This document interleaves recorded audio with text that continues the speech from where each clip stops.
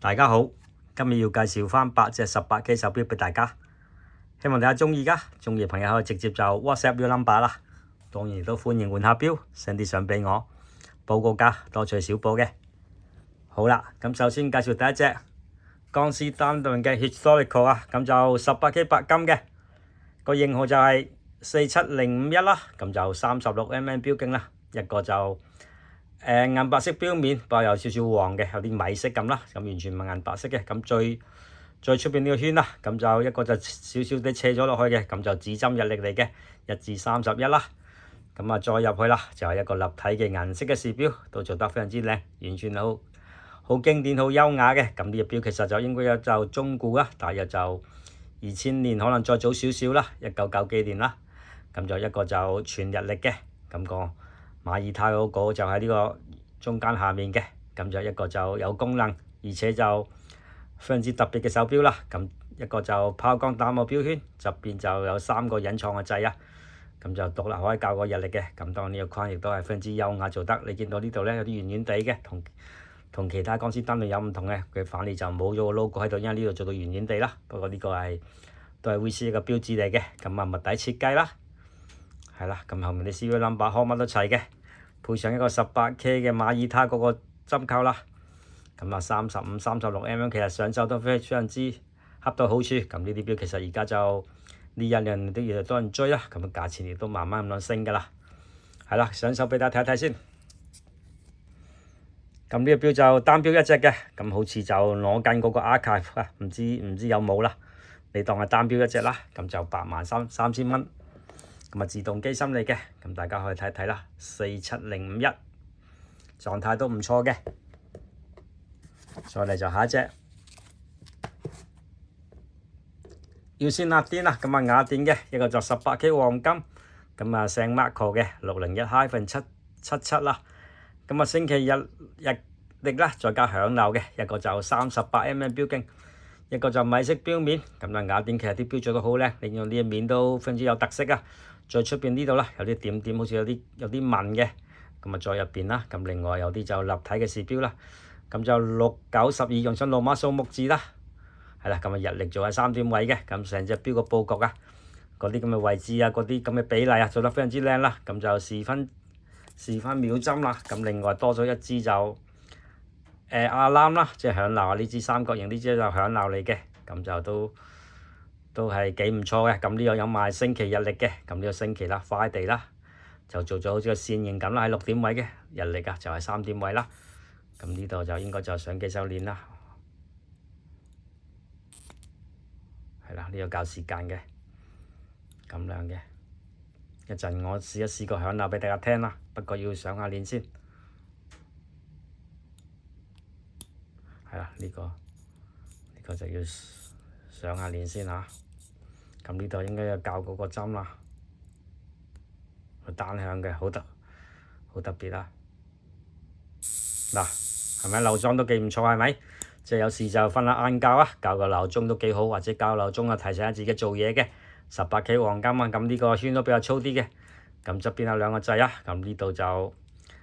有個就雅典嗰個黐咗落去嘅，咁呢度應該似乎有一個就甩咗出嚟啊，不過都無傷大雅嘅，因為始終呢隻錶都咁舊啦，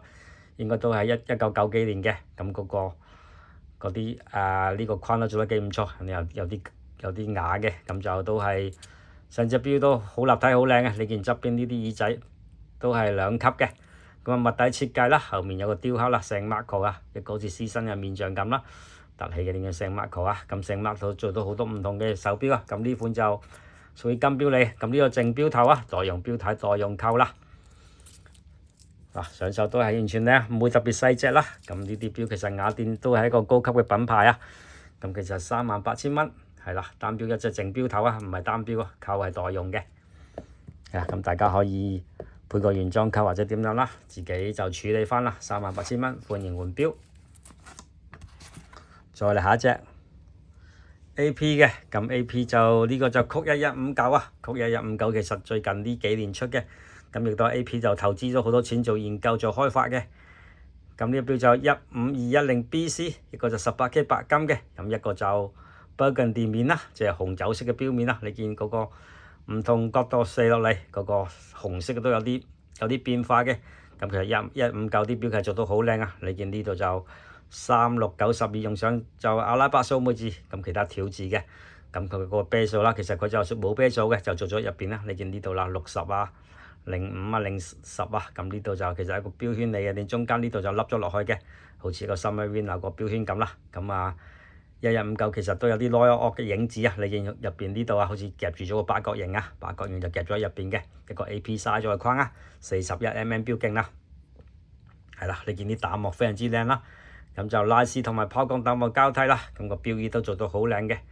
係啦，標衣就係都拉絲打磨嘅，你見呢度全部用咗螺絲嘅，就唔係隨便嗰啲咁嘅恤啊，咁成隻錶其實嗰個設計上都非常之靚啊，亦都係非常之唔錯。係啦，咁啊透底設計啊，咁呢個就應該係22K 金妥嚟嘅，咁 AP 係自家機芯啊，係啦，咁無論個設計打磨啊，全部都好靚啊，你見真係做工非常之靚，呢個打磨完全係非常之高檔嘅，係啦，咁就配上一個原裝啊，呢個就尼龍帶啊，亦都係一個酒紅色嘅嗰個色啦，咁就 AP 嗰個針扣啦。呢個針扣都好靚，非常之厚嘅，咁亦都係用螺絲嘅，所以成隻錶嘅配置都好靚啊！咁呢啲錶定價就20幾30萬啦，咁而家就呢個有卡，咁呢張卡喺度嘅，有書仔嘅，咁爭個盒嘅啫，咁個盒都可以揾埋俾大家嘅，係啦，咁就俾大家睇一睇啦。呢張卡喺度嘅，嗱，上網可以登記嘅，咁啊2022年嘅卡啦，咁呢啲應該就5年保養嘅，咁啊119000。咁啊，上官網可以睇到㗎啦。2027年啦，去到係啦。咁其實都上手都非常之唔錯，亦都好高貴。因為呢啲錶係而家就二手價麻麻地啊，咁啊非常之值得買嘅時候，始終個大品牌。咁另外嗰個設計啊，開發都係好靚嘅，咁成隻錶都好高貴，一睇啊只係1159啦。係啦，亦都係唔錯嘅，係啦，有埋盒有埋證嘅。再嚟就下一隻啦。寶珀啦，係啦，寶珀呢一隻雕探嘅，咁啊日夜顯示啊，18K 白金，38mm嘅，咁啊型號就係2160-3642啊，咁一個就雕探嘅，咁啊立體嘅黃金時錶，日曆就喺呢個就3點位，一個小秒針啊，小秒針係6點位嘅，咁當然啦日頭夜晚啦，嗰個就係一個半形啊，喺呢度9點位，另外第二區時間啦。就有啲12點位嘅，咁成隻錶嗰個佈局亦都係好簡潔啦。咁當然有晒寶珀嘅特色啦。咁呢度就一個就 step bezel 啦。咁另外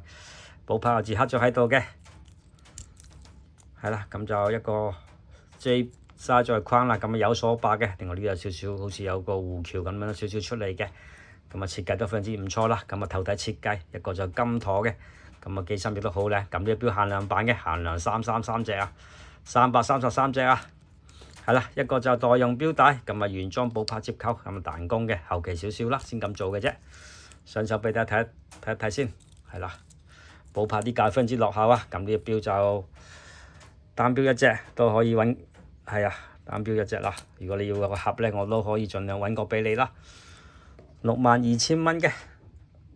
係啦，都非常之值得收藏啊，因為始終都係18K 玫瑰金啦，咁就亦都係大牌子嘅。下一隻 Piaget 啊，咁啊白雀啊，Dancer 嘅，咁呢隻 Ultra Thin 嘅系列啦，一隻就非常之大隻啊，38mm 錶徑啦，一個就銀白色錶面，咁就條字嘅，咁有立體嘅條字，加上呢個就偏上嘅條字咁樣卡啦，經典嘅兩針啊，個錶面都係簡簡單單啦，咁啊啤數咧，咁每一個刻度啊就有呢個3畫嘅，都做得好唔錯，一個就呢個就。白雀沙咗框有 P 字啊，咁啊透底設計，咁呢個亦都係白雀自家機芯嚟嘅，係啦，咁啊手上鏈啦都非常之重嘅，上機手鏈俾大家睇一睇先，咁配上呢條帶啊，呢條係18K 嘅呢個金帶嚟嘅，係啦，呢隻錶應該就似係黃金咯，我唔知啦，應該似係黃金多啲啦，咁大家就可以留言講俾我聽，呢條帶其實做到好靚，呢手工呢度就你見啊拆都好難拆嘅。好似一個子彈咁樣啊，咁就亦都係厚嘅，咁仲有兩格喺度嘅，你見仲有2格啦。呢個就我自己啱啱戴嘅咁樣，咁個角扣都做得幾唔錯下嘅，係啦，上手都得嘅。呢錶定價就30幾萬啦，咁而家92000蚊，係啦，咁就有個盒嘅，嗱咁樣扣住嘅，有個盒啦，個盒就舊咗少少啦，92,000蚊，完全靚啊！咁你帶出街都非常之搶眼啦，有埋金帶，而且啊更加係大牌子啦，中意朋友可以換下錶啦，多隨小補。下一隻啦，亦都係江詩丹頓啦，亦都係金帶嘅 PDS 啦，咁啊18K 白金，一個就大約199幾年嘅錶款啦，白色嘅錶面，33mm 錶徑，咁啊立體嘅黃金飾錶啦，咁亦都有個馬耳他十字啊，日曆係3點位，亦都比較薄嘅，咁呢個錶其實我覺得工藝嘅，咁啊一體式嘅呢個錶帶啦，咁個錶帶其實做到好靚，你見咁樣咁舊嘅錶都做到咁靚啊，呢個帶完全咁直啊無縫啊！你見到一格格啦，互相交替嘅，咁呢度有一個細嘅格啦，係啦，做工非常之唔錯，咁就仲要係自動機芯啊，咁細隻，咁後面刻咗啲字啦，係啦，咁一個蝴蝶扣啦，啊，完全好靚，咁呢個錶都係我自己戴開嘅，因為我都幾中意呢啲錶啊，上手非常之唔錯啦，咁唯一就係個面就齋咗少少啊，如果唔係都幾好嘅，咁而家就攞翻出去賣，我戴就啱啱好啦，咁樣嘅，咁當然仲有一格啦，一格大嘅啫。係啦，仲有一格大啦，咁如果再多就冇噶啦，咁手有嘅朋友絕對啱啦。咁呢個狀態都非常之唔錯啊，72,000蚊啦，兩針日曆嘅自動機芯。再嚟下一隻，亦都係江詩丹頓啦，咁就 Patrimony 啊，我覺得而家江詩丹頓個價位非常之落後啊。咁你而家買，我相信嚟緊絕對有機會升啦。18K 白金啊，咁型號就係42002啊，咁啊000G 啦，一個就白色嘅錶面啦。咁啊難得呢度36mm 都有自動機芯啦，咁就立體視錶嘅，咁啊大3針日曆㗎，個日曆係有個框框住嘅，咁就江詩丹頓個 Geneva 個字亦都係框框住嘅，所以成隻錶其實設計都好靚，雖然佢好簡約啊。不過個設計上好靚，咁就都係算係都薄薄地嘅，咁啊物底設計啦。代用嘅呢個淺灰色錶帶，咁啊18K 白金個馬耳他個扣啦，係啦，最特別個自動機芯啊，咁呢啲錶其實都非常之落後啊，46,000蚊有剩嘅，係啦，咁啊上手先，非常之靚啊，高貴得嚟大方，亦都係白金都比較低調少少嘅，係啦，不過就低調得嚟一睇下知係貴嘢啦，46,000蚊。再嚟下一隻Omega嘅 Speedmaster 計時嘅，咁呢個錶都係應該都係90幾年嘅產物啦。咁啊有呢個就星期月日曆啦，咁啊有埋呢個24小時嘅顯示啦，咁有埋月相嘅指針嘅日曆啊，38、39mm 咁上下啦，一個就計時嘅7軸圈啦，成隻錶係18K 黃金嘅，咁嗰個就非常之重啦。咁呢個錶其實金鋼或者鋼錶大家都可能都有玩過啦，咁呢隻金錶其實非常之少見啦。咁型號係175.0034嘅白色錶面啦，咁啊月相係做喺呢個6點位嘅，咁另外個星期日期啊喺呢個計時圈入邊啦，就有12點位，咁另外呢個24小時嘅圈啦就喺呢度嘅，咁啊立體嘅呢個金嘅時錶啦，咁啊有羅馬數目字啦，有條字嘅，咁啊計時掣啊，呢啲亦都係全部都金嘅Omega沙咗個框啊。咁就亦都係物底設計啊，所以含金量非常之重啦。咁就有盒有卡嘅，呢啲就非常之難得啊，亦都係出產量非常之少，因為當年其實都唔平啊，都非常之在手。上手俾大家睇一睇先，一隻就自動嘅呢個月相嘅Omega，上手非常之靚啦。咁話晒都係金錶啦，亦都係定價都唔平，如果而家出啊，應該要20幾30萬啦。咁而家就11500啊，有盒有卡，同埋個 size 亦都係好唔錯啊，39mm 同埋。你戴染咗呢條金帶啊，亦都可以配皮帶啦，就係咁樣啦。咁呢條金帶都絕對係直租嘅，又有功能啦，又有計時嘅，咁又金帶啦。好啦，咁就8隻錶就介紹完啦。咁啲Omega仲有2格嘅，係啦，所以就我戴開嘅，再加2格咯。咁呢度就應該就白金嘅，就係咁樣啦。8隻嘅18K金錶介紹完，中意嘅朋友可以直接就WhatsApp我阿 Lam 啦，多謝各位。